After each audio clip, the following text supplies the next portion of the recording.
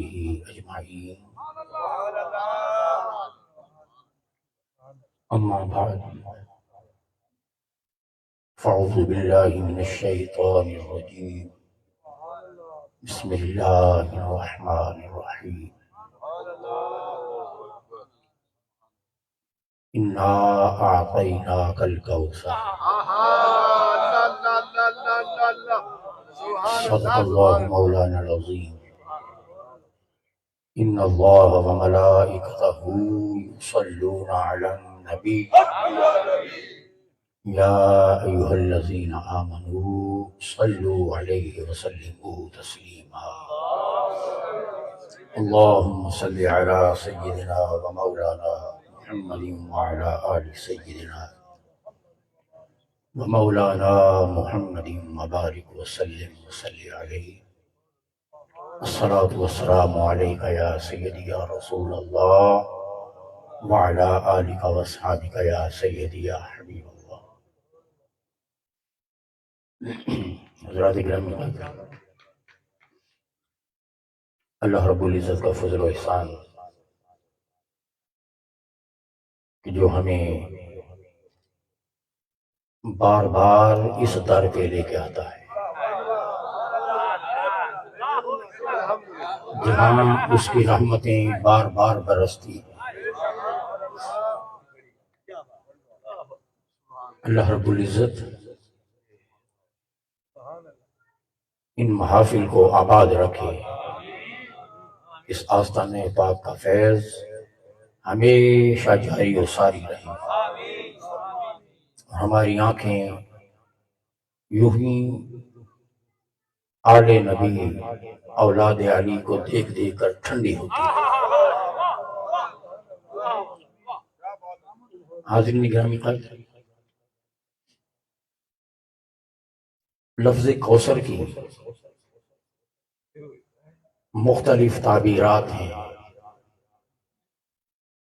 بہت سے معنی ہیں۔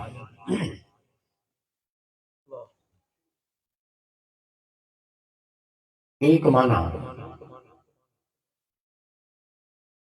جو مفسرین نے بیان فرمایا وہ خیر کثیر ہے۔ اے محبوب صلی اللہ علیہ وسلم، ہم نے آپ کو خیر کی کثرت عطا کی، اور کوئی خیر ایسی نہیں جو اللہ نے مصطفیٰ کو نہ دی ہو، اور کوئی خیر ایسی نہیں جس میں کثرت عطا نہ کی۔ سب کچھ اللہ پاک نے اس محبوب کے لیے پیدا کیا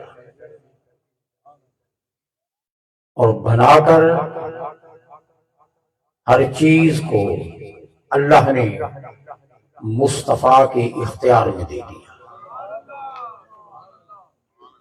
حضرت آمینہ سلام اللہ علیہا آپ فرماتی ہیں کہ جب تاجدار کائنات علیہ الصلوۃ والتسلیمات کی جب ولادت ہوئی، فرماتی ہیں کہ کچھ دیر کے لیے میرے اور میرے لخت جگر کے درمیان ایک سفید بادل حائل ہو گیا۔ اب میری آنکھیں انہیں دیکھ نہیں رہی تھی، مصطفیٰ میری نگاہ سے اوجل ہو گئے۔ پھر کچھ دیر کے بعد وہ بادل ہٹا، وہ پردہ ہٹا، تو میں نے دیکھا فَإِذَا، پھر اس کے بعد میں نے دیکھا کہ مصطفیٰ میرے سامنے جلوہ گر تھی، اور آپ کے دست مبارک میں سبز رنگ کا ایک ریشمی کپڑے کا ایک ٹکڑا تھا، سبز رنگ کا،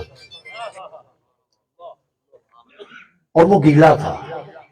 ینبع منہا ماء، اور اس میں سے پانی کے قطرے گر رہے تھے۔ سبز رنگ کا ریشمی ٹکڑا حضور کے دستے مبارک میں، ینبع من خنبا، اور اس میں سے پانی کے قطرے گر رہے تھے۔ فَإِذَا وَأَنَا قَدْ قَبَضَ، پھر مجھے آواز آئی، میرے کانوں میں آواز آئی بخن بخن قبض محمد صلی اللہ علیہ وسلم علی الدنیا کلہا۔ پھر فرماتی ہے کہ میری کانوں میں آواز آئی کہ مصطفیٰ نے ساری دنیا کو اپنی مٹھی میں لے لیا، ہر چیز کو مصطفیٰ نے اپنے ہاتھوں میں لے لیا۔ لم یبق خلق من اہلہا الا دخل فی قبضتہ، اللہ کی مخلوق میں کچھ بھی نہیں بچا جو مصطفیٰ کے ہاتھ میں نہ آ گیا۔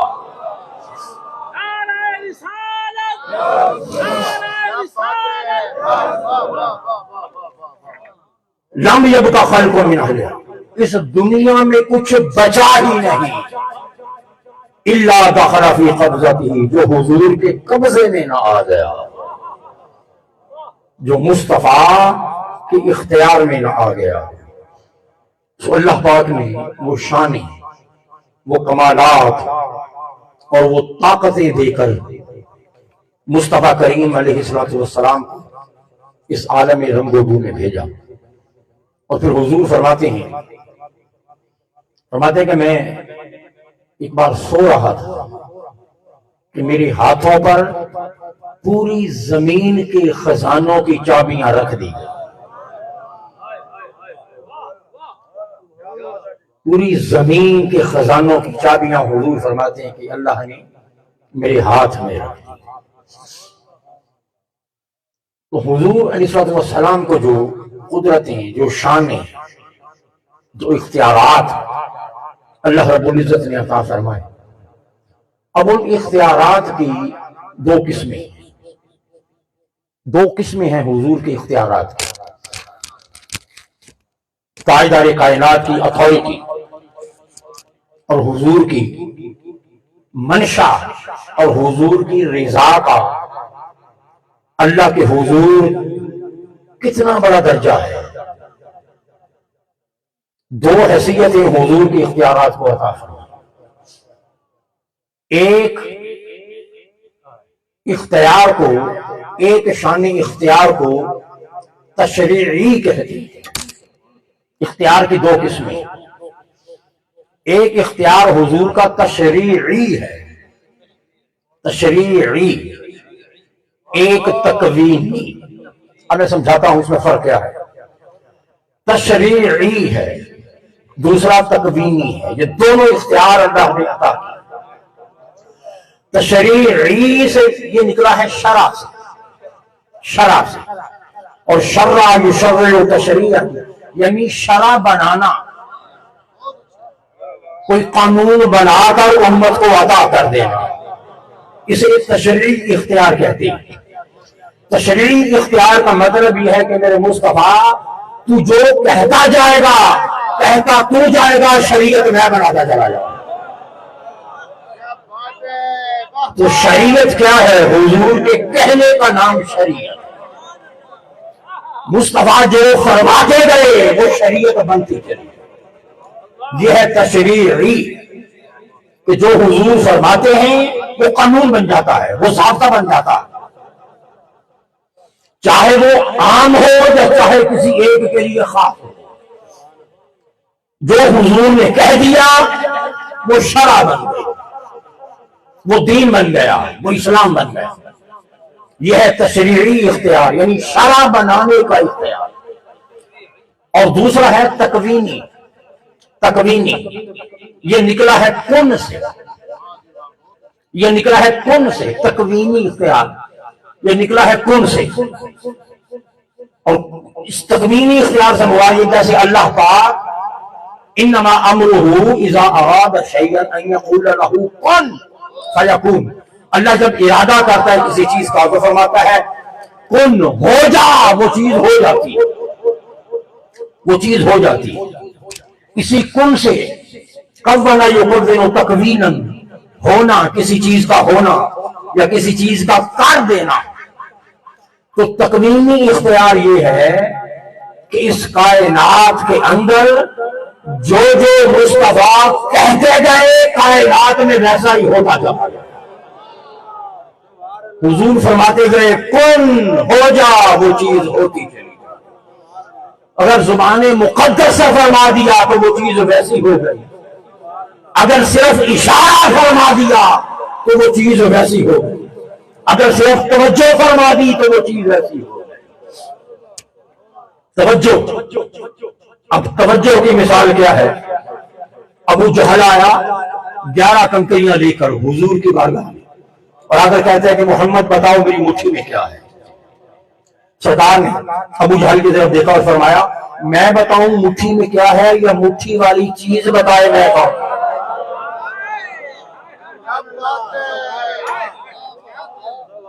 پھر چاہا، پھر توجہ فرمائی، کہاں فرمائی؟ ان کنکریوں پر، ان کنکریوں پر توجہ فرمائی۔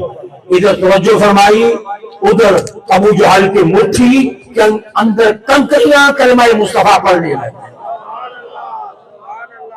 وہ مٹھی گونج اٹھی۔ یہ حضور نے توجہ فرمائی، پتھر مصطفیٰ کا کلمہ پڑھنے لگے۔ پھر حضور نے جو اشارے فرمائے، سورج کو اشارہ کیا، چاند کو اشارہ کیا، تو سورج اور چاند بھی مصطفیٰ کے اشارے کو پہچانتے ہیں۔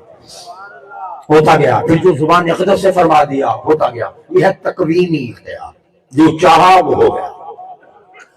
اب یہ جو شان تشریعی ہے، اس کی چند ایک مثالیں آپ کے سامنے رکھنا چاہوں گا۔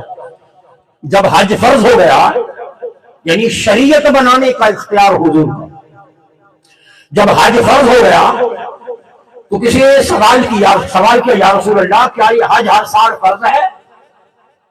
افی کل عام، یہ جو حج فرض ہوا ہے حضور، کیا یہ ہر سال فرض ہے؟ سب کو کیا ہر سال کرنا پڑے گا؟ حضور خاموش۔ دوسری بار سوال کیا، حضور خاموش۔ تیسری بار سوال کیا، حضور خاموش۔ پھر تاجدار کائنات نے ارشاد فرمایا کہ تمہارے بار بار سوال پر میں خاموش رکھا ہوں، اگر ایک بار بھی ہاں کہہ دیتا تو پوری امت پر قیامت تک ہر سال حج فرض ہو جاتا۔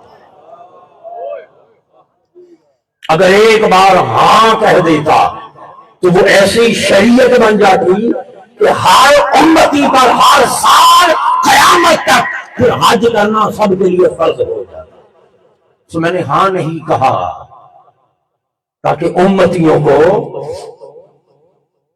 ان کے لیے آسانی عطا فرمائی جائے، ان کے لیے آسانی پیدا فرمائی جائے، ورنہ سب کے لیے ہر سال حج فرض ہو جاتا۔ یہ تشریعی اختیار۔ پھر آپ جو مسح کرتی ہیں، یہ جو صحیح بخاری میں آتا ہے کہ موزوں پر جو مسح ہوتا ہے، المسح علی الخفین، موزوں پر جو مسح ہوتا ہے، یہ مسافر کے لیے 3 دن اور 3 راتیں ہوتا ہے۔ 3 دن اور 3 راتیں موزے اتارے بغیر جب وضو کرے تو ان پر مسح مسافر کر سکتا ہے۔ وَلِلْمُقِيمِ يَوْمٌ وَلَيْلَةٌ، اور جو مقیم ہو، مسافر نہ ہو، وہ 24 گھنٹے، 1 دن اور 1 رات اسے اجازت ہوتی ہے۔ جب دن اور رات کے جیسا پورا ہو جائے تو پھر اتارے، ایک بار وضو کر لے، پھر اگلے 24 گھنٹے کے لیے پہن لے۔ اب قرآن مجید تو وضو کرنے کا حکم دیتا ہے، فَاغْسِلُوا وُجُوهَكُمْ، چہرے دھوو، وَأَيْدِيَكُمْ إِلَى الْمَرَافِقِ، کوہنیوں تک ہاتھ دھوو، وَامْسَحُوا بِرُؤُوسِكُمْ، سر کا مسح کرو، وَأَرْجُلَكُمْ إِلَى الْكَعْبَيْنِ، اپنے پاؤں دھوو ٹخنوں تک۔ تو مسح، سر کے مسح کا حکم دیا، سر کا چوتھا حصہ مسح کرنا، یہ وضو کے فرائض میں سے ہے۔ مگر پورے قرآن کے اندر موضوع کا مسح نہیں ہے۔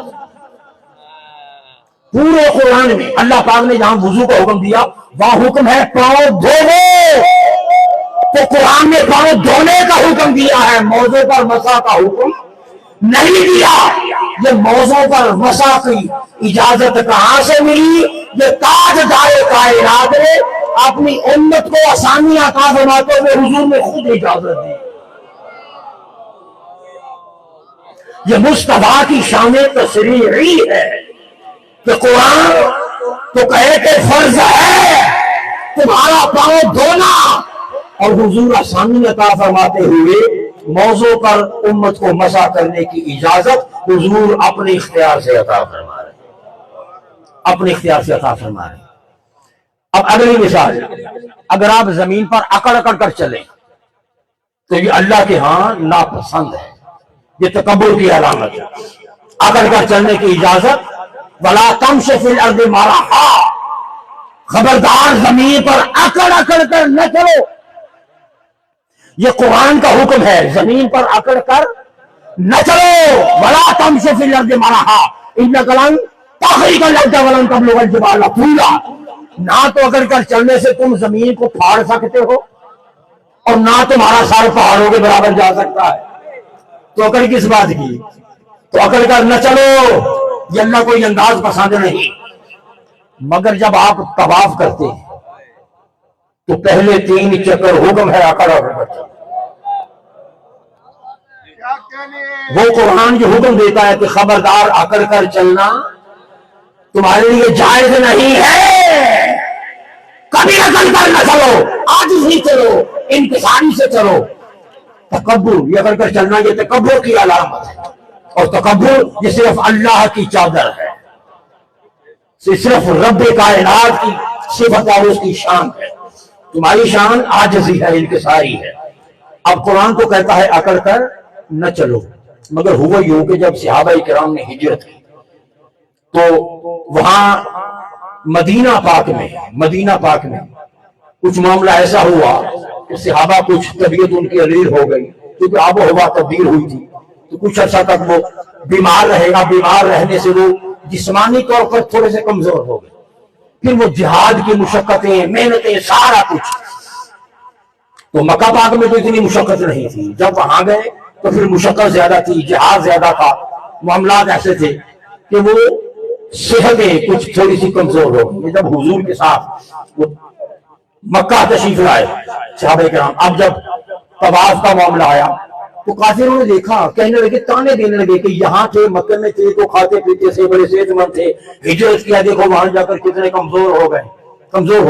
جب یہ بات حضور تک پہنچی تو فرمایا کہ میرے صحابیوں، اب جو طواف کرنے لگے ہو تو سن لو، پہلے 3 چکر طواف کے اندر اکڑ اکڑ کر چلنا ہے،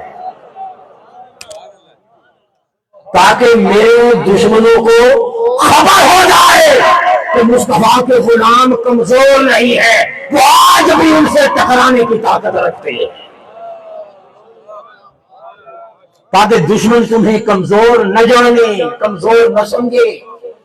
اب قرآن تو کہتا ہے اکڑ کر نہ چلو، مگر طواف کے اندر پہلے 3 چکر جسے رمل کہتے ہیں، وہ تاجدار کائنات نے اکڑ اکڑ کر چلنے کی اجازت حضور نے خدا اپنے اختیار سے عطا فرمائی۔ یہ ہے مصطفیٰ کا اختیار تشریعی۔ تو پھر اب حق مہر یہ ضروری ہوتا ہے، بیوی کو دینا کچھ مالی صورت میں جتنی توفیق ہو اس میں توفیق کو دینا یہ ضروری ہوتا ہے، حق مہر۔ مگر آقا دو جہاں صلی اللہ علیہ وسلم نے ایک غلام ابو طلحہ ان کے صرف اسلام لانے کو ان کی زوجہ کا حق مہر بنا دیا کہ آپ اسلام لے آئے ہو، یہی تمہاری زوجہ کا حق مہر ہوگا۔ مستدرک کی حدیث، صرف اسلام لانے کو ہی حق مہر قرار دے دیا، حق مہر قرار دے دیا۔ اب جو وراثت ہے، وراثت کا جو قانون ہے، یہ کسی کا مال اس کی اولاد کے لیے قرآن مجید نے جو وراثت کے قوانین بیان کی ہیں، بیوی کا حق ہے، اولاد کا حق، بیٹوں کا حق ہے، بیٹیوں کا حق ہے، خونی رشتوں کا حق ہے۔ وراثت میرے اور آپ کے درمیان، دوستوں کے درمیان وراثت نہیں ہوتی، محلے داروں کے درمیان وراثت نہیں ہوتی، ایک شہر کے مختلف حصوں میں رہنے والوں کے درمیان وراثت نہیں ہوتی۔ مگر تاجدار کائنات کے صحابہ جب ہجرت کر کے حضور کے ساتھ جب مدینہ گئے اور مدینہ پہنچے اور حضور نے جب ان کو بھائی بھائی بنایا، مصطفیٰ نے جب مہاجرین اور انصار کو بھائی بھائی بنایا تو صحابہ کے درمیان مصطفیٰ نے وراثت جاری فرما دی، وراثت جاری فرما دی۔ یہ اختیار تاجدار کائنات علیہ الصلوۃ والتسلیمات کا۔ حاضرین گرامی قدر، اور پھر بہت ساری مثالیں کہ اللہ کے محبوب نے اپنے صحابہ کرام کے درمیان اپنے اختیارات کے ساتھ ان کے لیے جو قانون بنائے، جو ضابطے بنائے، اللہ رب العزت نے انہیں ایک شریعت کے طور پر قبول فرما لیا۔ اب اس میں اگلی مثال، نوحہ کرنا ممنوع ہے۔ جب کسی کا انتقال ہو جائے تو اجازت نہیں ہے کہ نوحہ کرو، اونچی آواز میں رونا، نوحہ کرنا، اس کی اجازت شریعت میں نہیں ہے۔ مگر صحیح مسلم کی حدیث جلد نمبر 2، تاجدار کائنات نے حضرت ام عطیہ کو ایک جگہ پر نوحہ کرنے کی حضور نے اجازت دی،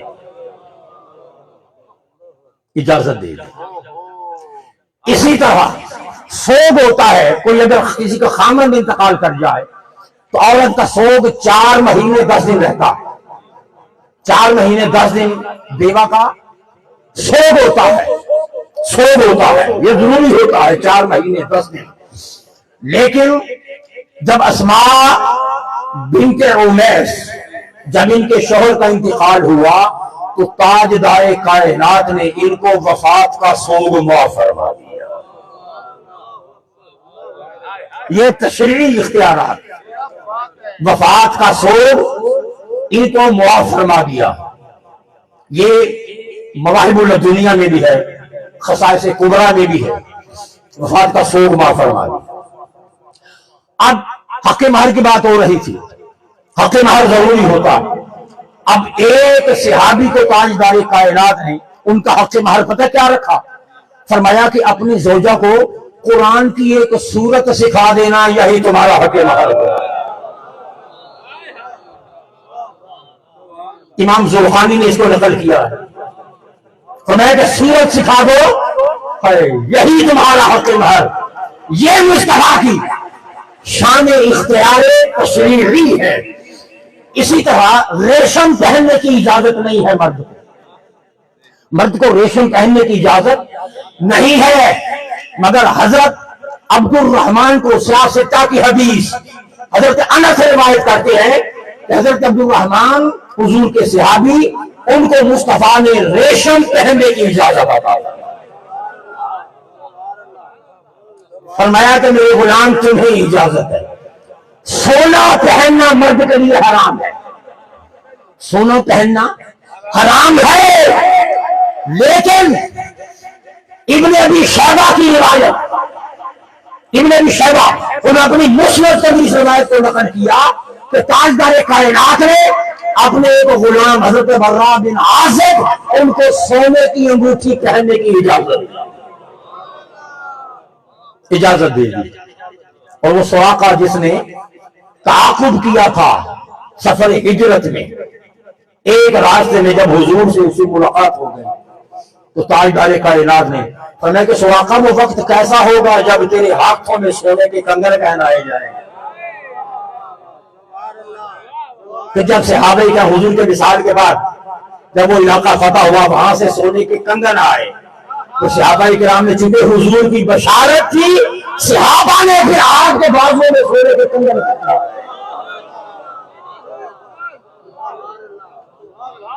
جو کہہ دیا وہ اس کے لیے وہ شریعت بن گئی، اس کے لیے اجازت ہو گئی۔ اسی طرح قانون یہ تھا کہ مال غنیمت اسی کے لیے ہے جو جہاد میں شریک ہو، جو جہاد میں شریک ہو۔ ایک موقع پر سیدنا عثمان غنی کسی وجہ سے شریک نہ ہو سکے، حضور نے اپنا اختیار استعمال کرتے ہوئے عثمان غنی کو مال غنیمت میں حصہ دار بنا دیا، حصہ دار بنا دیا۔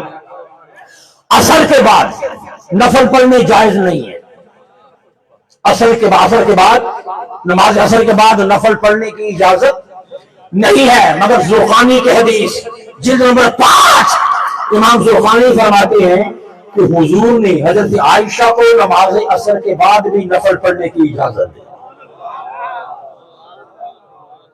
فرمایا عائشہ تمہیں اجازت ہے. بڑی آگے بڑی حیرت انگیز بات. مسند احمد میں بھی ہے، مسند احمد نے بھی ہے یہ روایت، امام ذوقانی نے بھی لکھی. کیا دیکھیں نمازیں کتنی فرض ہیں؟ فجر ہے، ظہر ہے، عصر ہے، مغرب ہے اور عشاء. 5 نمازیں فرض ہیں. کتنی فرض ہیں؟ 5. تاجدار کائنات نے ایک شخص کو 5 میں سے 3 نمازیں معاف فرما دی.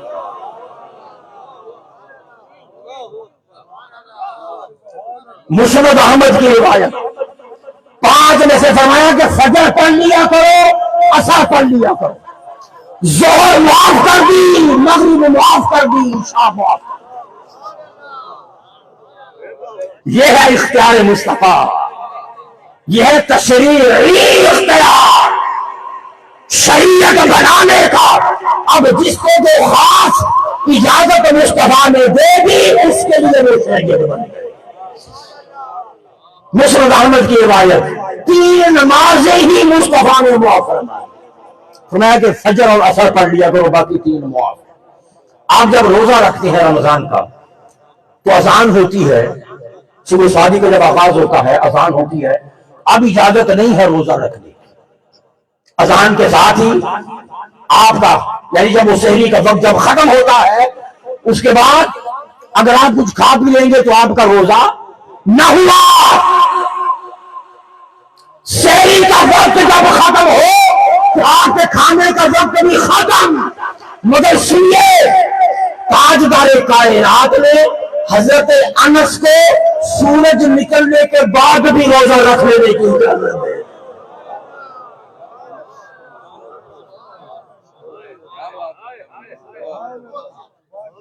فرمایا انس تمہیں اجازت ہے، سورج نکل آئے تو پھر بھی تم روزہ رکھ سکتے ہو، تم روزہ رکھ سکتے ہو.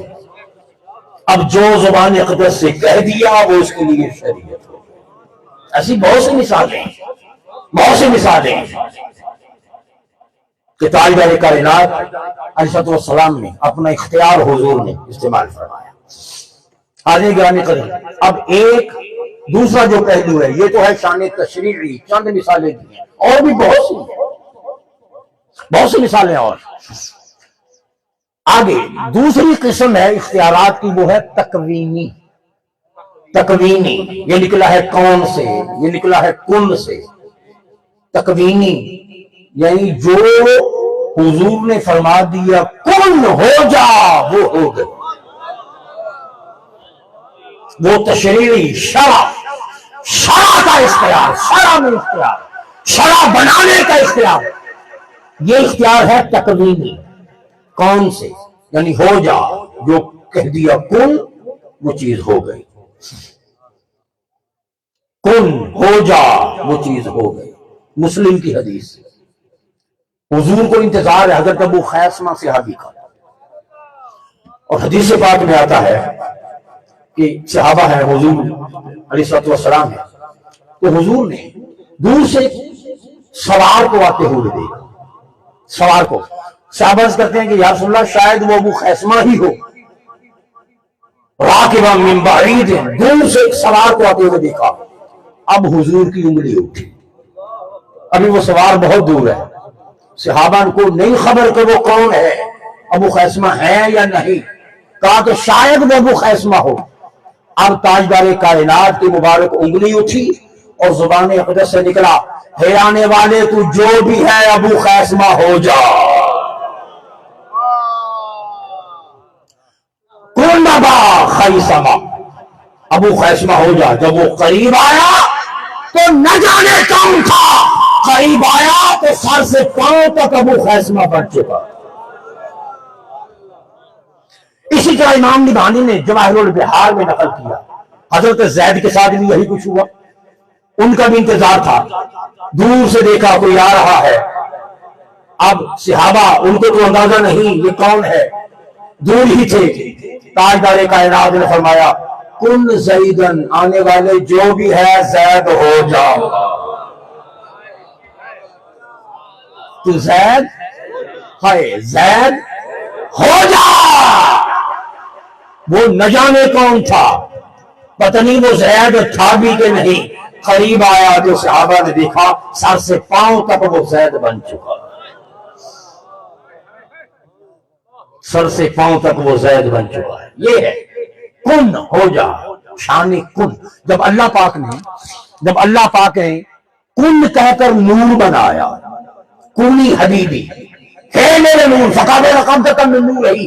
اللہ نے اپنا نور اپنی مٹھی میں لیا، کونی حبیبی ہے میرے نور، میرا حبیب بن جا، حبیب بن جا. وہ جو کن کہہ کر نور بنایا، جو قدرت نے کن کہا، اس کن کی تاثیر نور مصطفیٰ میں بھی آ گئی. اب حضور بھی جہاں کن کن فرماتے گئے وہ چیز ویسی کی ویسی بنتی چلی گئی، وہ چیز ویسی کی ویسی بنتی چلی گئی.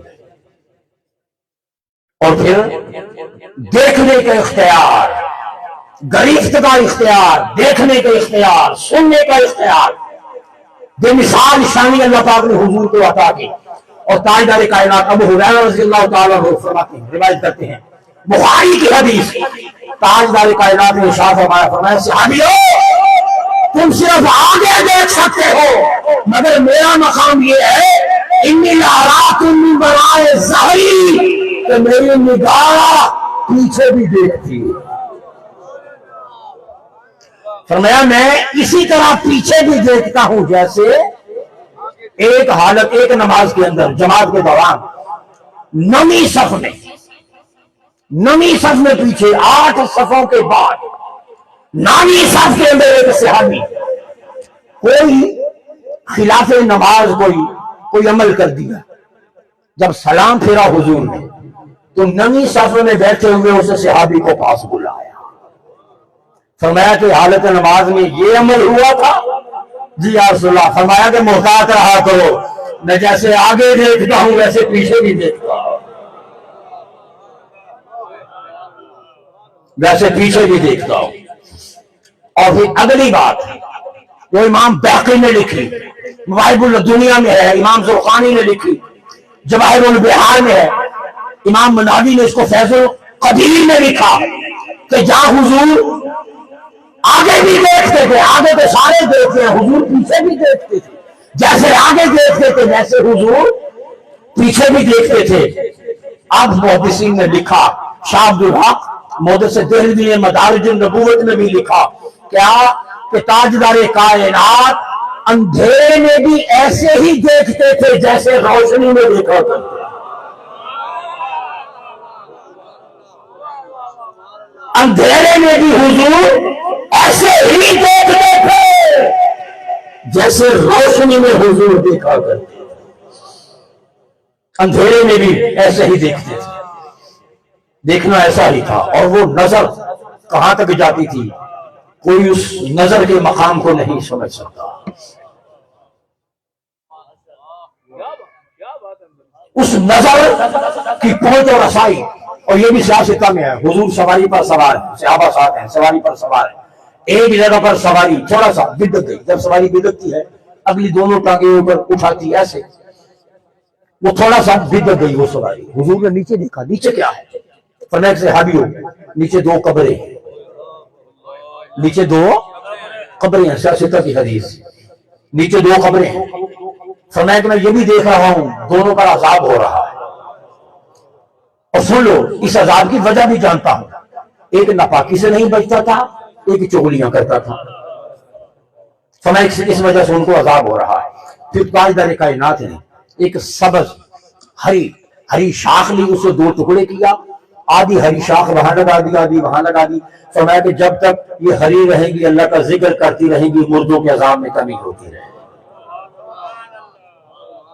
اب یہاں ایک بین السطور بڑا ایک لطیف سا سبق ہے عقیدے کے لیے. اب وہ ظاہرہ مردے کہاں ہیں؟ قبر کے اندر، مردے قبر کے اندر، اور حضور سطح زمین پر. اب مردے ہیں، اوپر تختے ہیں، اوپر نہ جانے منو مٹی پڑی ہوئی ہے، مگر باہر سے اندر وہ مٹی نگاہ مصطفیٰ کے لیے پردہ نہ بنی، وہ مٹی حجاب نہ بنی، وہ مٹی پردہ نہ بنی.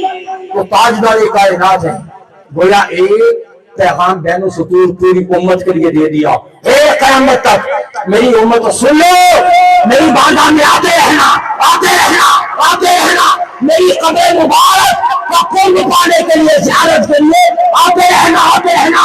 اور یہ کبھی نہ سوچنا کہ شاید تمہارے مصطفیٰ کو خبر ہے یا نہیں، شاید وہ دیکھتے ہیں یا نہیں۔ فرمایا پریشان نہ ہونا، جو تمہارا نبی قبر کے باہر سے اندر دیکھ سکتا ہے وہ اندر سے باہر بھی دیکھ سکتا ہے۔ اگر میری نگاہ کے لیے قبر کے باہر سے پردہ نہیں ہے تو قبر کے اندر سے مٹی پردہ کیسے بنے؟ اگر مٹی باہر سے حجاب نہیں بنی تو اندر سے حجاب کیسے بنے؟ یہ ہے تاجدار کائنات کے حضور کی نگاہ کی طاقت۔ اور پھر ابو ہریرہ رضی اللہ تعالی عرض کیا، حضور بھول جاتا ہوں سرکار، کیا کروں؟ کچھ یاد نہیں جاتا ہوں۔ ارشاد نے کیا ہے کہ میں نے کہا حضور یہ چادر ہے، میں نے پیچھا خالی چادر سے اس طرح بک دیکھنے میں وہ خالی تھی، دیکھنے میں خالی تھی، وہ دستے مبارک دیکھنے میں خالی تھے، مگر حضور نے ایسے بک بنا گئے، ایسے ڈال دیا، ایسے کچھ ڈال دیا۔ فرمایا کہ چادر لپیٹی، فرمایا سینے سے لگا لو، سینے سے لگا لو۔ ابو ہریرہ کہتے ہیں کہ میں نے وہ چادر سینے سے لگائی، پھر زندگی پر کبھی کچھ بھولا ہی نہیں، پھر زندگی میں کبھی کچھ بھولا ہی نہیں۔ تو جن کو خالی ہاتھ سے دیا، یہاں ایک جملہ ذہن میں آ گیا، ذرا توجہ سے سنیں عشق کی سماعتوں سے، جن کو خالی ہاتھ سے کچھ دیا ان کی چادر میں یہ تاثیر آ گئی کہ سینے سے لگائی، کبھی زندگی میں بھولے نہیں، سینہ علم کا مقصد بن گیا۔ تو جن کو خالی ہاتھوں سے کچھ عطا فرمایا ان کی چادر میں یہ تاثیر آ گئی، یہ تاثیر آ گئی، یہ تاثیر آ گئی، پھر ان کی شان کیا ہوگی جن پر چادر تطہیر آ گئی؟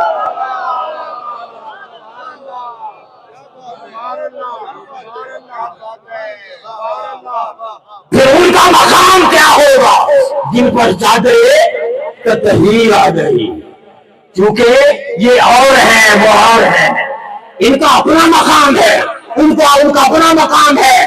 کسی کو چادر میں دیا ہے، ان کو چادر میں دیا ہے، ان کو چادر میں لیا ہے۔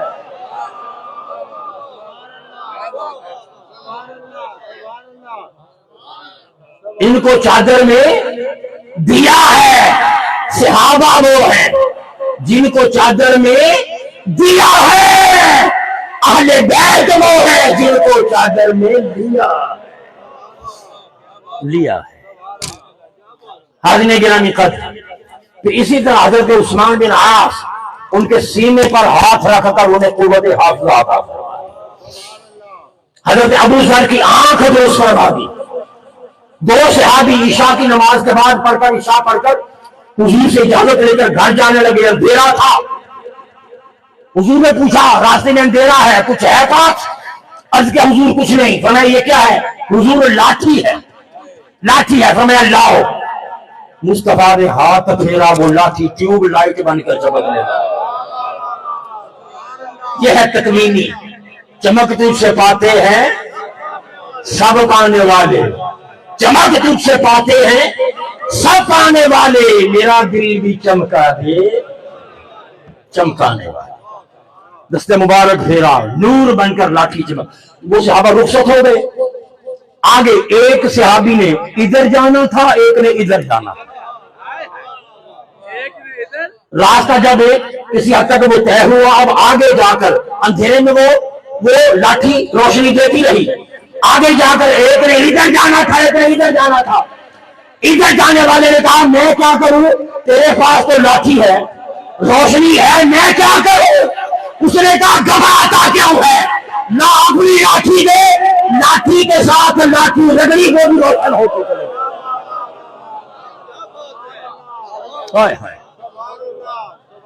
لاٹھی کے ساتھ لاٹھی ٹچ کی، وہ بھی نور دینے لگ گئی، وہ بھی منور ہو گئی، وہ بھی روشنی دینے لگ گئی۔ تو ایک ادھر چلا گیا اس روشنی میں، دوسرا اپنی روشنی میں ادھر چلا گیا۔ حاضرین محترم، اسی طرح جس طرف اٹھ گئی دم میں دم آ گیا، جس طرف اٹھ گئی دم میں دم آ گیا، اس نگاہ عنایت پہ لاکھوں سلام۔ حضرت حسین ان کے والد کا سانپ، بڑا زہریلا سانپ، اس کے انڈوں کے اوپر پاؤ آ گیا۔ ان کے والد سانپ کے، زہریلے سانپ کے انڈوں، وہ اتنا زہریلا تھا، انڈے جب ٹوٹے تو وہ زہر سوائے کرتا کرتا کرتا کرتا کرتا وجود سے آنکھوں تک آیا، آنکھیں اندھی ہو گئی، آنکھیں اندھی ہو گئی۔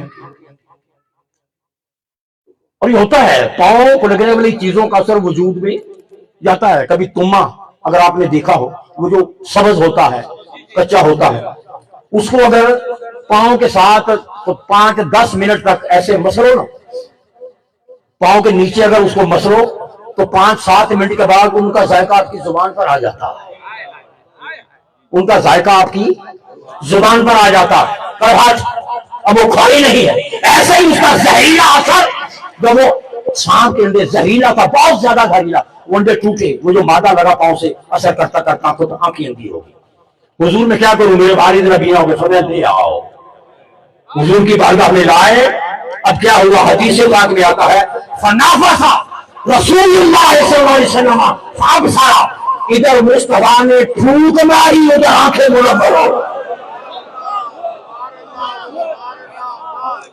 ادھر حضور نے پھونک ماری، ادھر آنکھیں منور ہو گئی۔ قرآن مجید کہتا ہے عیسیٰ علیہ السلام کا کمال مٹی کے پرندے بناتے تھے، پھونک مارتے تھے۔ پھونک کا ذکر قرآن میں بھی ہے۔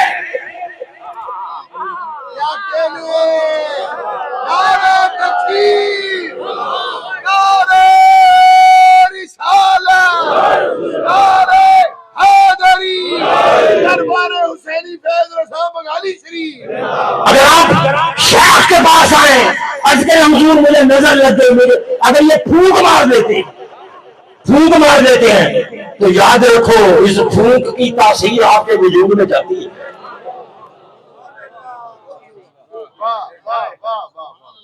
پھونک میں بھی اثر ہوتا ہے، قرآن میں ذکر ہے، وہ پھونکتے تھے، اس میں جان آتی تھی، پرندے فضا میں اڑ جاتے تھے۔ وہ ہے روح اللہ، عیسیٰ علیہ السلام روح اللہ ہے۔ اگر روح اللہ کی پھونک زندگی دے سکتی ہے تو نور اللہ کی پھونک کا عالم کیا ہے؟ تو نور مصطفیٰ کی پھونک کا عالم کیا ہوگا؟ اس مبارک اور مقدس عمل کی اس کی برکات کیا ہو؟ اب سارا آنکھیں لو جائیں، آنکھیں لو۔ مدینہ باغ میں یہودی تھا، اس کی آنکھیں نبینا ہو گئی، آنکھیں بڑا علاج کروایا تھا، وہ دشمن نام بھی سننا گوارا نہیں کرتا تھا، بڑا علاج کروایا، سارے حکیموں سے علاج کروا لیا، تھک اگر گھر بیٹھ گیا، کسی حکیم کا کوئی ٹوٹکا، کوئی نسخہ، کوئی دوائی، کوئی سرما نہ چلا، کچھ بھی کام نہ آیا۔ اس کی ایک بیٹی تھی، اس بیٹی وہ دعا کے چہرے سے پیار کرتی تھی، یہودی کی بیٹی، اس کو وہ سمجھتی تھی مقام رسالت کیا ہے، اور حضور علیہ السلام سے محبت کرتی۔ ایک دن باپ کو کہنے لگی، بابا ایک بات کہنی ہے، پوچھو بیٹی، بتاؤ بیٹی کیا بات ہے؟ کہنے لگی، بابا تم نے بڑے بڑے حکیموں کا علاج کروایا ہے، کوئی حکیم نہیں چھوڑا، مگر آنکھیں ٹھیک نہیں ہوئی، میں نے سنا ہے مدینے میں ایک حکیم آیا ہے۔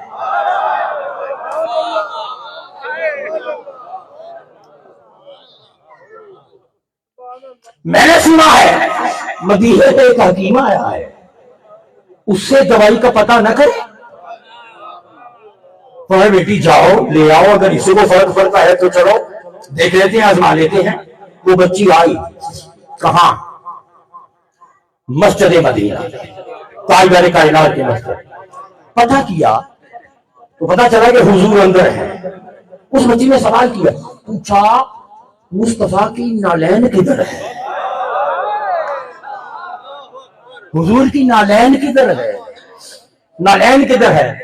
نالین مصطفیٰ تک پہنچی، نالین مصطفیٰ تک پہنچی، اور نالین کے نیچے جو مقدس ذرات خوش قسمت مٹی لگی ہوئی تھی نا، اس مٹی کو لیا اور لے جا کر بابا سے کہا بابا حکیم سے سرما لے آئی ہو، ذرا لگا تو صحیح، لگا تو صحیح۔ اس نے کہا کہ بیٹے لگا دو۔ اب وہ بچی نے وہ سرمے کے طور پر اس کی اس آنکھ میں لگایا، اس کی آنکھ منور ہو گئی۔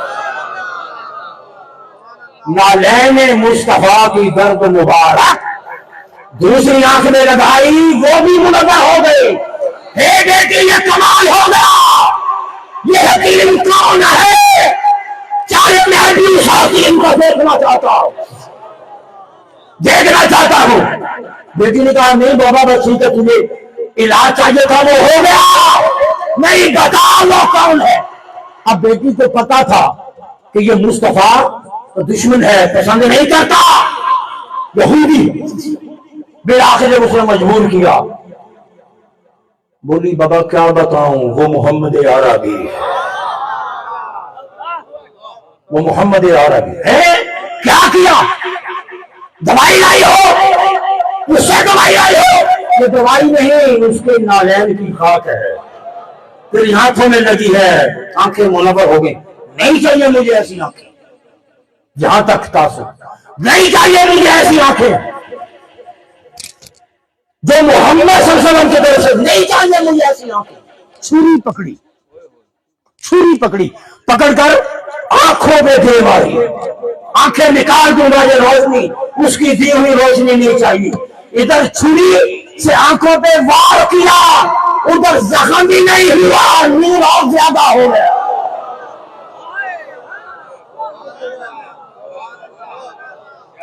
دوسری بیماری، کوئی زخم نہیں ہوا، نور اور بڑھ گیا، مارتا جا رہا ہے، نور بڑھتا جا رہا ہے۔ نور تھک گیا، ہائے چل بیٹی مجھے لے چل، چل مجھے لے چل۔ اسی حکیم کے پاس، اسی مصطفیٰ کے پاس آیا، قدموں میں گرا اور کہنے لگا محمد اپنا کلمہ پڑھ، کلمہ پڑھ۔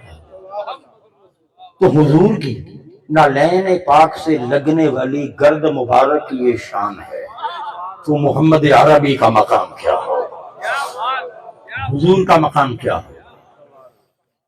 اور پھر بونگلی اٹھتی ہے، چاند ٹوٹتا ہے، بونگلی اٹھتی ہے، سورج پھرتا ہے، تیری مرضی پا گیا، سورج پھرا الٹی قدم، چاند کو توڑا، سورج کو موڑا، چاند کو توڑا، اس آخری لفظ میں توجہ، چاند کو توڑا ہے، سورج کو موڑا ہے، اس آخری بات، سورج کو موڑا۔ دیکھیں یہ جو سورج پلٹا ہے، واپس آیا ہے، تاجدار کائنات علیہ السلام نے سورج لوٹا ہے۔ اب آپ ایک مثال سمجھیں، یہ گریویٹی ہے، زمین کے اندر بھی کشش ہے، زمین کے اندر بھی کشش ہے، ہر چیز آپ اوپر پھینکیں، اس کو ادھر کہیں لگا دیں، ایسے کر کے لگا دیں، بس ٹھیک۔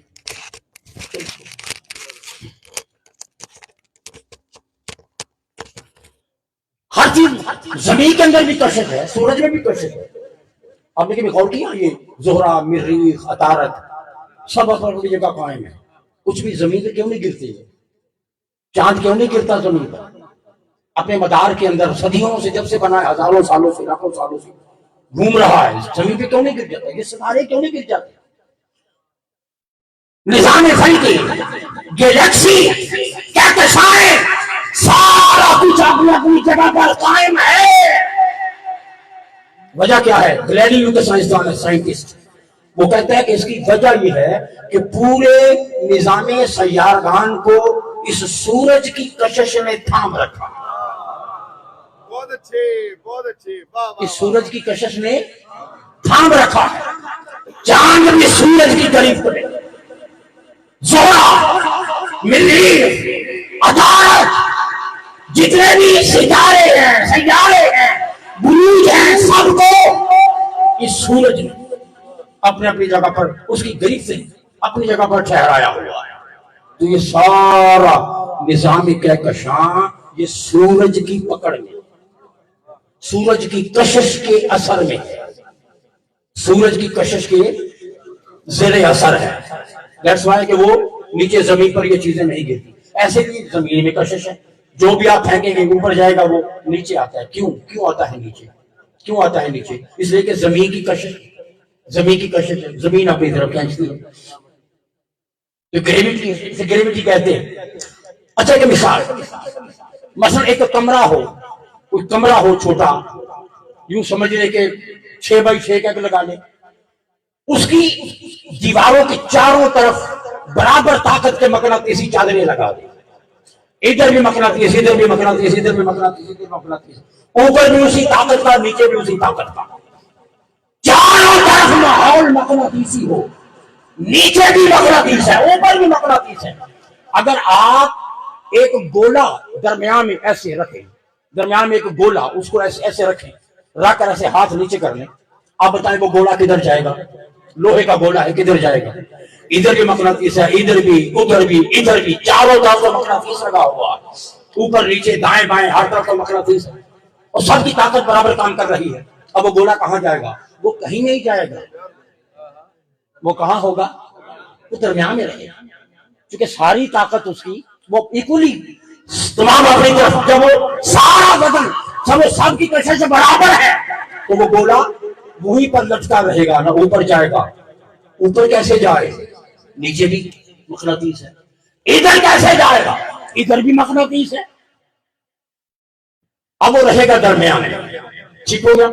اب اگر دیواروں کے اور نیچے کا مقناطیس اگر ہٹا دیا جائے اب وہ گولا، اب نیچے مقناطیس نہیں ہے، اوپر ہے، تو وہ گولا کہاں جائے گا؟ کہاں جائے گا؟ اوپر جائے گا. اب میں ایک جملہ بولتا ہوں، سمجھے گا. اس کا مطلب یہ ہے کہ جس میں کشش زیادہ ہو وہ کھینچتا ہے، جس میں کشش زیادہ ہو وہ کھینچتا ہے. اب اگر مصطفیٰ کے اشارے سے سورج پلٹا ہے، وہ سورج جس نے سارے نظام شمسی کو اپنی کشش کے اثر میں لے رکھا ہے، وہی سورج جب مصطفیٰ کے اشارے سے پلٹا ہے تو اب بتاؤ کشش سورج میں زیادہ تھی یا مصطفیٰ میں زیادہ؟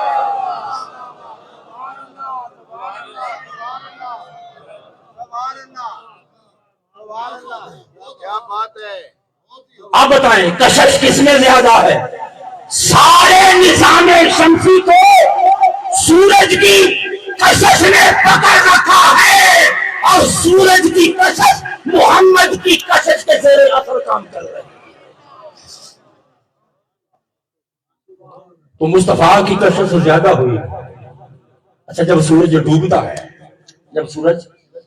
بس آخری بات، جب سورج ڈوبتا ہے تو مشکات کی حدیث، یسجد بین قدم الرحمن، یہ اللہ کے قدموں میں سجدہ کرتا ہے. یہ سورج اللہ کے قدموں میں، مغرب کو جب سورج ڈوبتا ہے یہ سورج اللہ کو سجدہ کر رہا ہوتا ہے اللہ کے قدموں میں. یسجد بین قدم الرحمن، کہ سورج جب ڈوبتا ہے تو اللہ کے قدموں میں، یہ مثال سمجھانے کے لیے دی ہے، ورنہ اللہ پاک قدموں سے پاک ہے.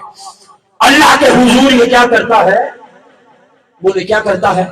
سجدہ کرتا ہے. اونچا بولے کیا کرتا ہے؟ سورج جب ڈوبتا ہے تو کیا کرتا ہے؟ سجدہ کرتا ہے.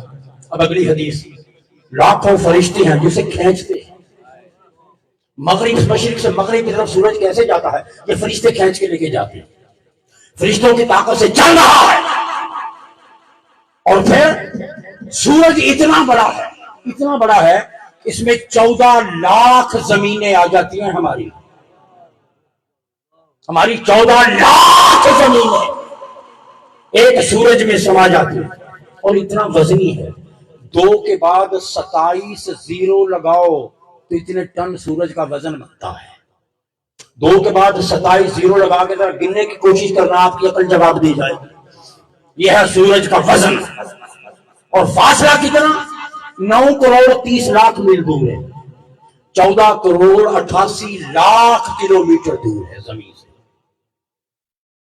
15 کروڑ کلومیٹر دور ہے سورج. اب فاصلہ اتنا، وزن اتنا ہے، پھر فرشتوں کی بھی طاقت، اور پھر رب کے حضور سجدے میں بھی. فاصلہ بھی دیکھو، وزن بھی دیکھو، اتنا بڑا کہ تمہاری 14 لاکھ زمینیں ایک سورج میں سما جائیں. اس کا فاصلہ ایک طرف، اس کا حجم ایک طرف، اس کا وزن ایک طرف، فرشتوں کی طاقت ایک طرف، رب کے حضور سجدہ ایک طرف، محمد کا ایک اشارہ ایک طرف.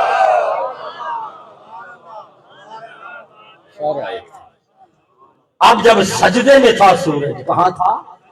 سجدے میں. تو جب واپس پلٹا ہوگا سورج نے، وجدان کہتا ہے کہ سورج نے کہا ہوگا فرشتوں کہاں لے کے جا رہے ہیں؟ سارے دن کی جلن کے بعد ابھی رب کے قرب کا ٹھنڈا سایہ ملا ہے، جھکا رہنے دو، سجدہ کرنے دو، مت لے کے جاؤ. دیکھو، دیکھ نہیں رہے سامنے کون ہے؟ سامنے نظارہ کس کا ہے؟ نظارہ کس کا ہے؟ نظارہ کس کا ہے؟ آواز آئی ہوگی سورج پلٹ جا، ادھر دیکھ، اشارہ کس کا ہے؟